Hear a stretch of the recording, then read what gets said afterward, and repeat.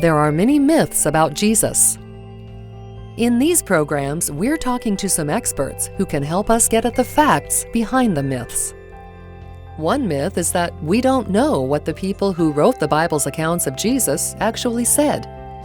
Their documents have been changed as they were copied by hand again and again, before printing was invented. So how does the evidence for the documents in the Bible compare with the evidence for other ancient documents?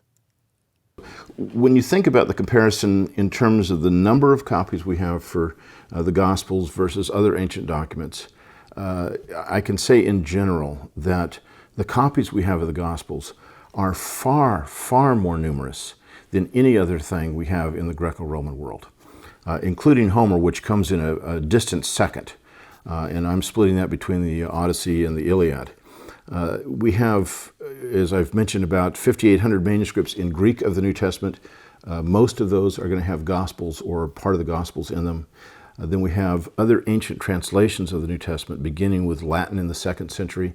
We have about 10,000 copies of Latin. Again, most of those are of the Gospels, and then they'll have other portions as well.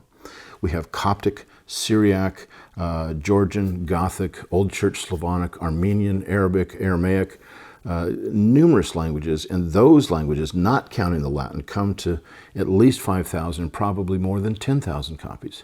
So when you gather all this material together, for the whole New Testament or portions of the New Testament, we've got at least 20,000 copies of the New Testament in some form of these ancient languages.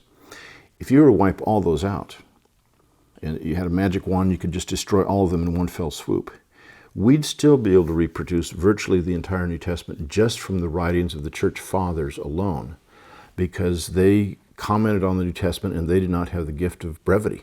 And so these church fathers, we have over 1 million quotations of the church fathers from the New Testament.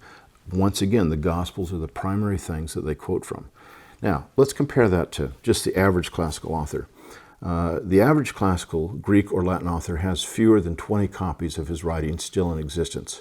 Far fewer typically, sometimes 1 or 2. Sometimes we have such massive gaps that somebody will mention, I've written these 35 books and we only have 18 of them, or only 4 of them left in existence. Sometimes we're waiting 1,000 years before we see our earliest copy. But let's say the average classical author has 20 copies, to be on the very generous side. You stack those up, they'll be about 4 feet high. Stack up the New Testament manuscripts in the various languages, not counting the patristic quotations, and the stack would be more than 1 mile high. So the comparison, there is no comparison. It's just a massive disparity. What you're dealing with classical literature is a dearth of evidence. What you're dealing with the New Testament is an embarrassment of riches. The question of whether we can be confident that we have reconstructed documents extremely close to the originals that Matthew, Mark, Luke, and John would have originally produced is another place where there's a lot of misinformation in society. Textual critics of all or no theological perspectives agree that with all the New Testament documents, and particularly with the Gospels, we can go back with a high degree of confidence to documents as early as the 2nd century, which may well have been copied directly from the manuscripts that were the first editions, if you like, of the 4 Gospels. And that as these texts emerge, we have larger and larger fragments preserved until, as we move into the 3rd century, we have nearly complete Gospels, and in the 4th and 5th centuries, nearly complete New Testaments. These represent amounts of evidence for which no other document or collection of documents anywhere in the ancient world enjoys. It's a luxury of evidence.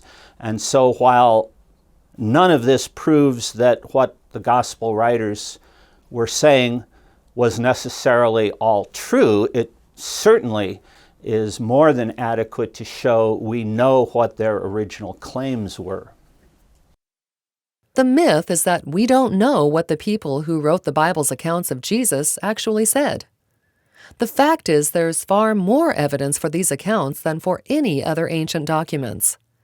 We can be confident that we know what the authors originally said. Next time, we'll ask whether differences between the copies undermine what we can know about Jesus.